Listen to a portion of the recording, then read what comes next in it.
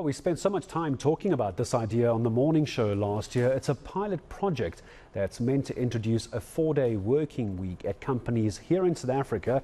Well, it's going to kick off this year. It's already been introduced in several other countries. Now, the idea is that employees are given 100% of the pay for 80% of the time, but here's the catch. It is in exchange for delivering 100% of the output. So you work a bit harder, but you get an extra day off. The model found less employee fatigue and higher revenue for companies, can you believe it?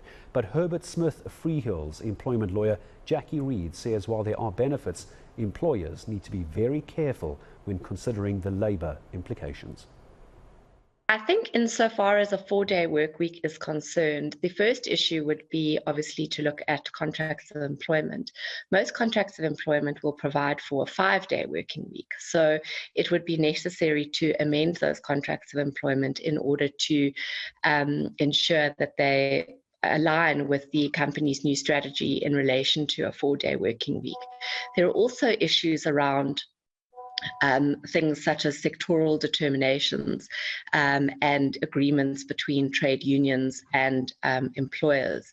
And those would, in relation to working hours and working days, need to be carefully looked at in order to implement the 4-day working week in the manner in which it is proposed.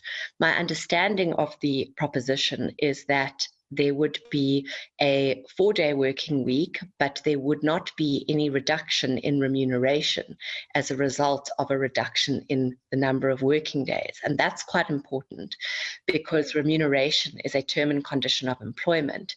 And where you have a change to a term and condition of employment, you may not unilaterally impose it as an employer. You would need employees' consent. So insofar as that's concerned, it's quite fortunate that the proposed approach is such that remuneration won't be changed.